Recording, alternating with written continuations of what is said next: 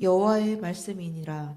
보라, 때가 이르리니 내가 다윗에게 한 의로운 가지를 일으킬 것이라. 그가 왕이 되어 지혜롭게 다스리며 세상에서 정의와 공의를 행할 것이며 그의 날에 유다는 구원을 받겠고 이스라엘은 평안히 살 것이며 그의 이름은 여호와 우리의 공이라 일컬음을 받으리라. 아멘. 해골이라 하는 곳에 이르러 거기서 예수를 십자가에 못 박고 두 행악자도 그렇게 하니 하나는 우편에 하나는 좌편에 있더라. 이에 예수께서 이르시되 아버지, 저들을 사하여 주옵소서. 자기들이 하는 것을 알지 못함이니이다 하시더라. 그들이 그의 옷을 나눠 제비 뽑을새. 백성은 서서 구경하는데 관리들은 비웃어 이르되 저가 남을 구원하였으니 만일 하나님이 택하신 자 그리스도이며 자신도 구원할지어다 하고 군인들도 희롱하며 나와 신 포도주를 주며 이르되 내가 만일 유대인의 왕이면 내가 너를 구원하라 하더라. 그의 위에 이는 유대인의 왕이라 쓴 패가 있더라.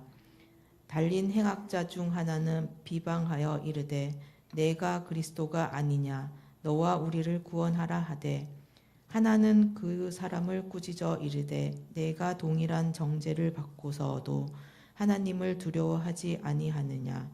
우리는 우리가 행한 일에 상당한 보응을 받는 것이니 이에 당연한 거니와 이 사람이 행한 것은 옳지 않은 것이 없느니라 하고 이르되 예수여 당신의 나라에 임하실 때 나를 기억하소서 하니 예수께서 이르시되 내가 진실로 내게 이르노니 오늘 내가 나와 함께 낙원에 있으리라 하시니라. 아멘. 하나님께서 우리에게 주신 말씀입니다. 네, 오늘은 구약 예레미야 23장의 말씀과 신약 누가복음 23장 말씀을 통해서 예수 우리 왕이여 라는 제목으로 말씀의 은혜를 나누고자 합니다. 오늘은 성령 강림 후 마지막 주일, 그리고 왕국 주일 혹은 왕이신 그리스도 주일로 우리가 지키게 됩니다. 이 왕국 주일, 왕이신 그리스도 주일, 이 사실 민주 사회를 살아가는 우리에게 있어서 이 왕이라고 하는 이 호칭과 그리고 그 왕이라고 하는 그 자리가 주는 위압감들이 언뜻 이렇게 쉽게 우리에게 적용되지 않을 수도 있겠지요.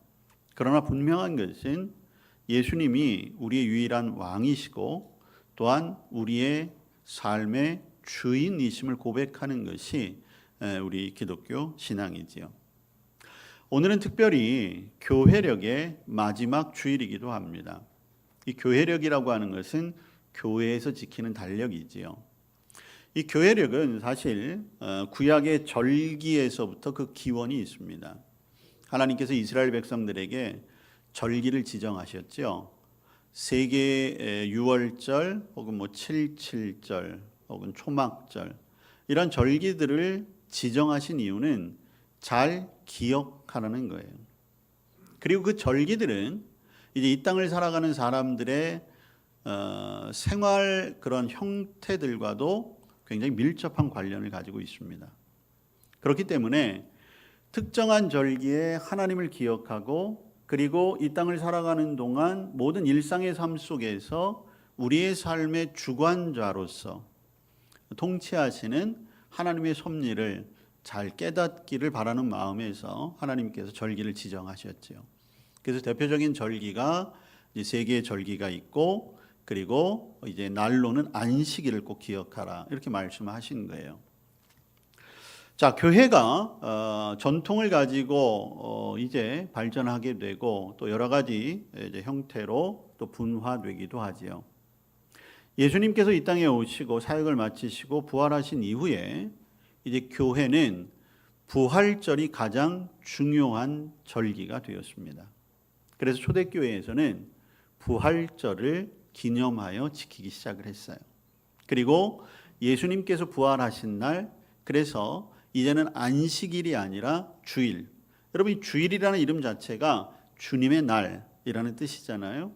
그래서 절기로는 예수님의 부활하신 날을 기념하고 매 주일마다는 예수님이 부활하셨던 안식 후 첫날 바로 주님의 날, 부활의 날을 기념하는 것으로 교회가 이제 주님을 기억하고 주님의 뜻에 헌신을 다짐해 왔습니다. 자, 부활절이 정해지다 보니까 부활절을 준비하는 사순절이라는 게 생겨나기 시작을 했어요. 부활절날만이 아니라 그 앞에 40일 동안 예수님의 말씀과 행적과 고난을 기억하는 절기가 되었지요. 그리고 예수님의 부활절 이후에 다시 예수님께서 이 땅에 오시고 승천하시고 그리고 예수님이 이제 성령님으로 다시 이 땅에 임하신 성령 강림절, 그때를 기념하게 되었어요. 그리고 그 성령 강림절이 이제 성령께서 우리 안에 내주하셔서 우리의 삶을 지속적으로 인도하시고 또 지키신다라고 하는 개념에서 우리는 굉장히 상당히 긴 시간을 이제 성령 강림절로 지키게 됩니다. 그런 다음 이제 교회력 그리고 한 해의 마무리가 되는 이때에 이제 대림절이 다음 주부터 시작이 되죠. 대림절은 예수님께서 이 땅에 육신의 몸을 입고 오시는, 처음 육신으로 오시는 날을 기다리는 절기가 시작이 됩니다. 그래서 우리는 예수님이 이 땅에 오심을 기다리는 날로부터 시작하여 결국 우리의 삶이 온전히 주님을 내 삶의 주인으로, 그리고 우리 성도들의 궁극적인 소망이 무엇입니까? 다시 오실 주님, 그리고 다시 오실 주님이 이 땅에 오셔서 온전한 통치를 이루시고 영광스러운 왕의 자리에 오르시는 그날을 소망하는 것으로 바로 한 해를 마무리하게 되는 것이지요. 그래서 오늘 우리가 왕국주의를 지키고 왕이신 그리스도주의를 지키고 이제 다음 주에 다시 새로운 마음으로 이 땅에 오신 초림주 예수 그리스도, 그분의 성탄을 기다리는 대림절로 시작하게 되는 거예요. 그래서 우리는 이제 주님 나라에 이를 때까지, 주님이 다시 이 땅에 오실 때까지 매년 그러한 교회력을 통해서 주님의 말씀과 주님의 삶과 그리고 이 땅 가운데 성도로서 부름받은 자로 우리가 어떠한 삶의 자세로 살아가야 하는가, 그렇게 해서 매일매일 최선을 다하며 삶을 살아가게 되는 것입니다. 그래서 교회력은 대림절로부터 시작해서 사순절, 대림절, 성탄절, 그리고 주현절, 사순절, 부활절, 성령 강림절, 그리고 오늘 왕이신 그리스도 주일, 이렇게 해서 이제 마무리를 하게 되는 것이죠. 자, 이러한 교회의 절기는 사실 교회 역사가 오래됨으로 이제 자연스럽게 정착된 것입니다. 그리고 오늘 우리가 지키는 이 왕국주의는 사실 가장 마지막에 정해진 절기이기도 합니다. 교회에서 오늘 성령 강림절의 마지막 주일을 왕이신 그리스도 주일로 지키게 된 것은 사실 1926년부터 지키기 시작을 했어요.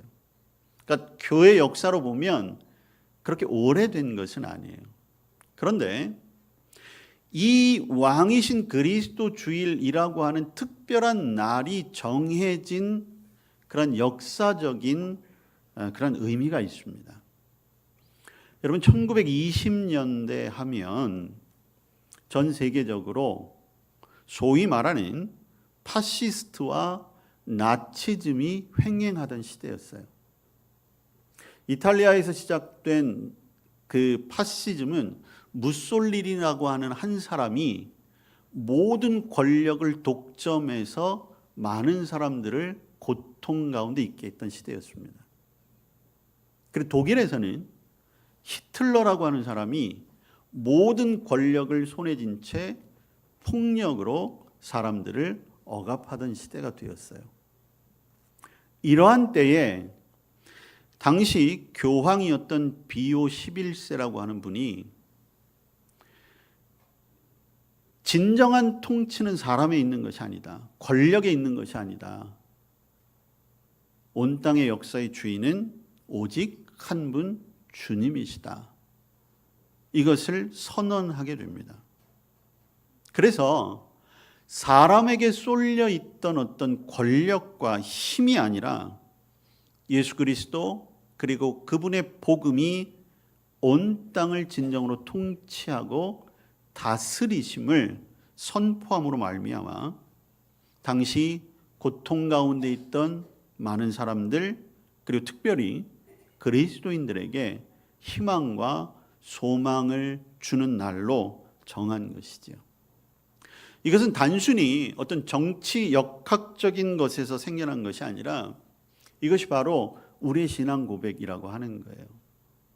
우리가 비록 이 땅을 살아가고 있지만 우리는 어떤 사람이나 어떤 특정한 세력 혹은 힘에 의해서 지배받는 것이 아니라 우리는 오직 주님의 통치, 하나님의 다스림에 따라 살아가는 자라고 하는 분명한 정체성을 가져야 한다는 것이죠. 그래서 교회에서는 바로 이 날을 예수 그리스도 왕으로 오신 분, 그래서 왕국주일로, 그리고 우리가 다시 한번 예수님의 왕되심을 고백하는 절기로 지키고, 그리고 그런 마음가짐으로 이제 곧 이 땅에 오셔서 온전한 하나님의 나라를 이루실, 다시 오실 주님을 기대하는 마음으로 한 해를 시작하게 되는 것입니다. 그래서 이제 다음 주부터 우리가 대림절을 맞이하게 될 텐데, 대림절 첫째 주일과 둘째 주일에는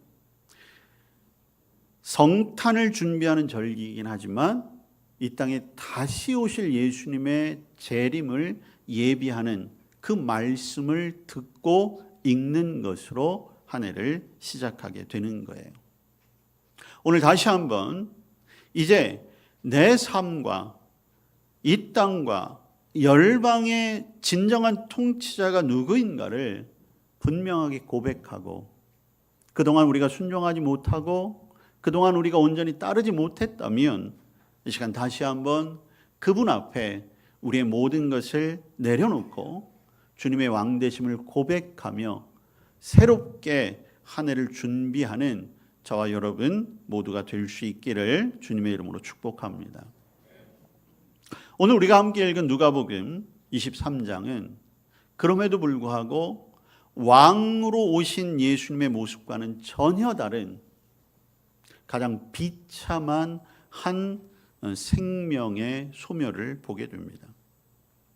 오늘 33절에 보면 해골이라 하는 곳에 예수님께서 십자가에 못 박히셨습니다. 예수님 혼자가 아니라 양옆에는 당시 가장 흉악범이었던 강도 두 사람이 십자가에 달렸어요. 방금 전, 며칠 전만 하더라도 수많은 사람들이 예수님을 왕으로 모셔드렸지요. 예수님의 이적과 능력을 바라보며 그분이 우리에게 약속된 메시아 왕이시구나, 호산나 다윗의 후손 왕으로 오신 이여 하며 영접했습니다. 그러나 우리가 잘 아는 대로 그 환호는 며칠 지나지 않아 예수를 십자가에 못 박으라 라고 하는 함성으로 바뀌어졌죠. 그리고 예수님은 지금 해골이라고 하는 곳, 갈보리 언덕, 골고다라고 하는 곳에서 역사상 가장 수치스럽고 가장 잔혹한 방식으로 십자가형을 당하고 계십니다. 이분이 어찌 왕으로 오신 분일까? 제자들 그리고 수많은 백성들의 눈에는 결국 예수님은 철저하게 패배자의 모습입니다. 기대가 크면 실망도 크다고 하지요. 그동안 억눌렸던 사람들, 고통 가운데 신음하던 사람들의 입장에서는 이 예수님의 십자가형은 이제는 더 이상 소망을 찾을 수 없는 더 깊은 암담한 삶을 보여주고 있는 것입니다. 그러나 여러분, 우리가 알아야 할 것이 있습니다. 오늘 예수님은 마지막 순간까지도, 즉 죽음을 통해서도 세상을 이기시는 진정한 왕이라고 하는 그 하나님의 계획에 철저히 순종하고 계시는 그 모습을 우리에게 보여주고 계시는 거지요. 주님은 약한 것으로 강한 것을 이기시는 분이셨습니다. 낮은 곳에서 높은 곳에 있는 자들을 이기신 분이셨지요. 그리고 마지막 죽음을 통해서도 승리할 수 있다는 것을 보여주고 계십니다. 예수님의 십자가의 죽음이 결국 저와 여러분을 영원한 생명의 자리에까지 있게 하신 것이지요. 예수님의 이 십자가형은 단순히 육체적인 고통뿐만이 아니었습니다. 오늘 성경에서 알 수 있는 바와 같이 예수님께서 처절한 찢김 가운데 있는 그 순간, 예수님의 십자가 밑에서는 놀라운 일들이 벌어지고 있었습니다. 죽음을 앞둔 사람의 옷을 가지고 과연 누가 가질까 제비 뽑기를 하는 조롱의 극한의 상황에까지 이른 모든 인간성을 상실한 그런 모습들을 보게 되는 거지요. 피가 뚝뚝 떨어지는 그 자리에서, 신음이 요동치는 그 자리에서 관리들은 자기들끼리 희낙락하며 그 옷의 소유를 누구로 할 것인가 정하고 있었습니다.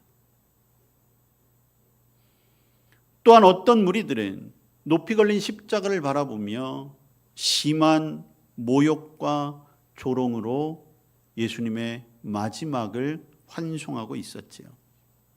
침을 뱉어가며 고개를 좌우로 흔들어대며 그저 인간의 모습 그 이상도 아니었던 예수님에 대한 실망감을 표현하고 있습니다. 그리고 조롱하게 되지요. 내가 만약 유대인의 왕이라면 내 스스로를 구원해 보아라. 여러분, 예수님께서 과연 그 자리를 피할 수 없어서 계셨을까요? 예수님은 자신의 힘으로도 훌쩍 그 자리에서 내려오실 수 있으셨던 분이지요. 당장이라도 천사들을 동원하여 지금 조롱하고 있는 자들에게 천벌을 내리실 수도 있는 분이었습니다. 그러나 예수님은 어떻게 하십니까? 오늘 34절의 말씀에 보시면 저들을 사하여 주옵소서. 여기 사하여 달라라고 하는 것은 저들을 놓아주십시오, 저들을 허락해 주십시오라고 하는 뜻을 가지고 있습니다. 여러 가지 죄와 불법, 마음에 품은 것들을 용서한다는 뜻이죠. 근데 이 단어는 사람이 사람의 죄를 용서해 주는 경우가 아니라 공의로우셔서 심판하시는 하나님이 인간에 대하여 행하시는 용서를 말하고 있습니다. 예수님은 지금 완전한 인간의 모습으로 가장 처절한 고통 가운데 있으시지만, 그러나 가장 사랑이 많으신 하나님 아버지로서 모든 죄에 대한 용서를 선언하고 계시는 거지요. 바로 그 죄사함, 그것이 예수님께서 이 땅에 오신 가장 큰 목적이었기 때문입니다. 죄사함 때문에 우리가 구원을 얻게 된 것이지요.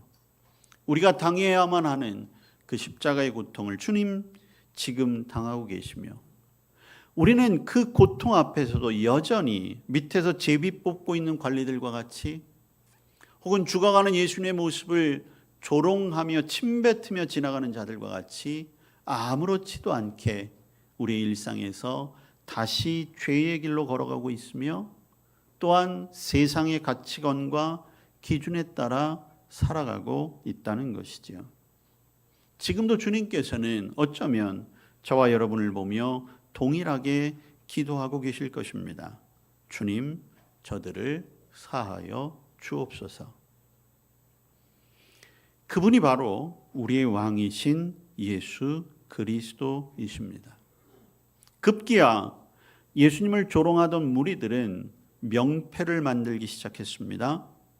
그리고 거기에는 그가 자칭 유대인의 왕이다 라고 하는 표현을 써 놓았습니다. 그들이 만든 그 명판, 거기에 새겨진 유대인의 왕이라고 하는 것은 대단히 조롱이 섞인 그런 표현이었지요. 그러나 아이러니하게도 그 조롱 섞인 표현이 바로 진리라는 것을 오늘 우리는 보게 됩니다. 예수님은 유대인의 왕, 아니 그분은 온 세상의 왕으로 이 땅에 오신 분이었던 거지요.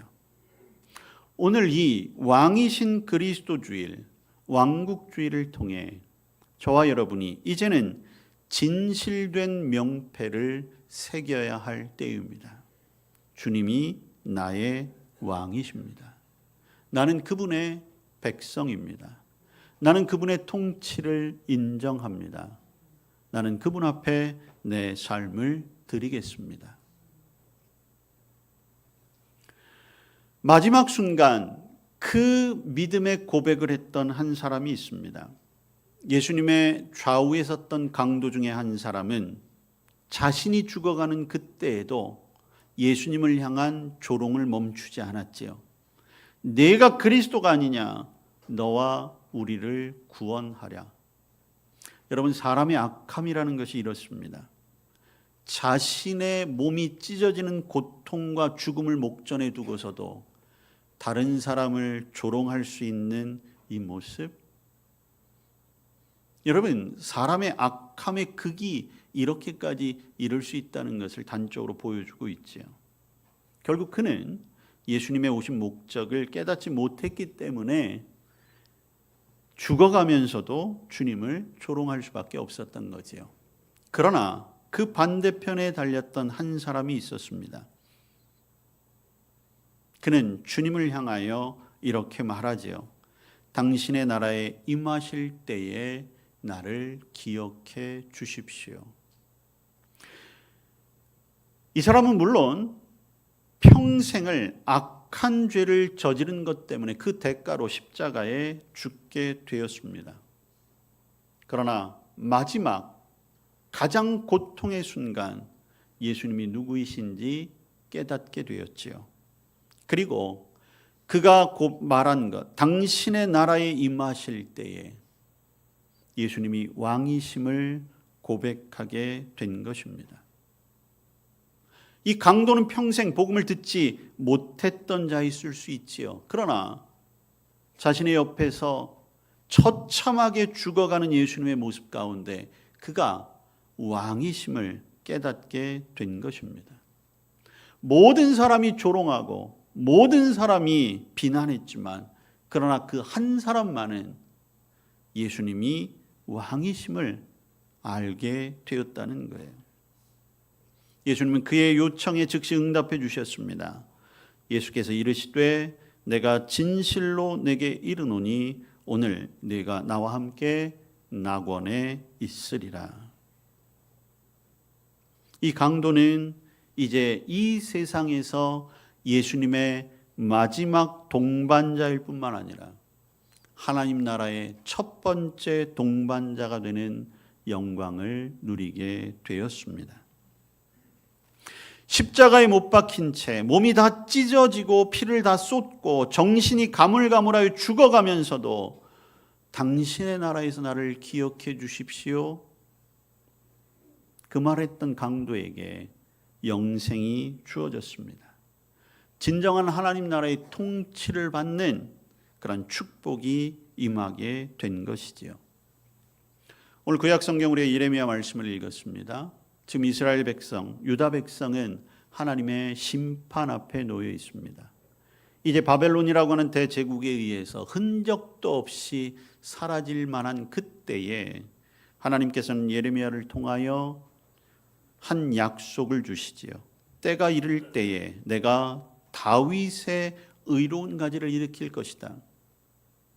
그는 왕이 될 것이고 그리고 유다는 구원을 받을 것이며 이스라엘은 평안히 설 것이다. 그 어디에도 소망이 둘 곳 없는 그때에 그러나 하나님은 예수 그리스도를 예비해 놓으신 거지요. 이스라엘과 유다는 그들의 죄 때문에 분명 죄의 대가는 치르기는 하겠지만 그러나 그것이 곧 이 세상에서 모든 소망을 잃어버리는 것은 아니라는 거였어요. 돌아오는 자, 회개하는 자에게는 분명히 이 강도와 같이 낙원이 예비되어져 있습니다. 왜냐하면 하나님께서는 한 의로운 가지 다윗의 후손을 통하여 죄사함의 목적을 가지고 이 땅에 보내신 예수 그리스도가 있었기 때문인 것이지요. 오늘 저와 여러분에게도 주님께서는 여러 가지 모양으로 보여질 수 있을 것입니다. 그 예수님이 어떠한 모습이십니까? 어쩌면 지금도 내 마음대로 내 뜻대로 성도로 부르심을 받았지만 여전히 죄악 가운데 예수님이 나의 왕이십니다 입으로 고백하지만 여전히 내 삶의 주인은 내가 되어 내 마음대로 내 뜻대로 살아가고 있지는 않습니까? 어느 순간 주님의 음성은 귀찮은 음성이 되어버렸고 그리고 주님의 뜻대로 사는 것은 너무나 어렵고 힘든 길이기에 그저 세상이 가는 대로 휩쓸려 살아가고 있지는 않습니까? 그러면서 왜 하나님은 내 형편은 돌아보지 않습니까? 왜 나를 이런 고난에서 벗어나지 않게 해주십니까? 마치 예수님을 향하여 자신의 뜻대로 되지 않았다고 조롱하고 원망했던 사람들, 그리고 죽어가면서까지도 예수님을 조롱했던 그 강도와 같은 모습이 저와 여러분의 모습은 아닐까요? 오늘 저와 여러분이 다시 주님 앞에 서서 주님 나라에 계실 때 저를 기억해 주옵소서. 그 예수님을 다시 왕으로 모셔드리시기를 바랍니다. 우리에게 무슨 소망이 있겠습니까? 우리도 일평생 죄만 짓고 살고 절망하는 그러한 삶 아니었습니까? 어디에서 구원을 얻고 어디에 소망이 있겠습니까? 그러나 우리를 얽어맸던 그 죄와 절망의 줄을 자신의 몸을 찢어가며 끊어버리시고 지금도 피 묻은 손을 우리에게 내밀으시며 나와 함께 낙원에 이르자라고 말씀하시는 우리의 왕 되신 주님의 음성과 그 손길을 외면치 마시기를 바랍니다. 이제는 저와 여러분이 손을 내밀어 주님께서 내밀어 주시는 그 피 묻은 손을 붙잡을 때가 되었습니다. 염치 불구하서라도 우리는 그 은혜의 손을 잡아야 합니다. 세상적인 기준으로 보면 그 강도가 어찌 구원받을 만한 자이겠습니까? 그러나 그 강도나 우리나 다를 바가 또 무엇이 있겠습니까? 우리에게 내미시는 그 손은 태초에 천지를 창조하셨던 그 손이십니다. 그 손에는 창조와 구원의 능력이 있으신 거지요. 우리의 공로 때문이 아닙니다. 우리의 연약함 때문에 불안할 필요도 없습니다.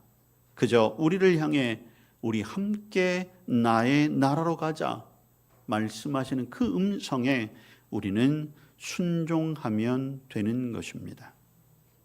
지금 우리에게 필요한 것은 왕 되신 예수 그리스도를 바르게 알고 믿음으로 고백하는 것입니다.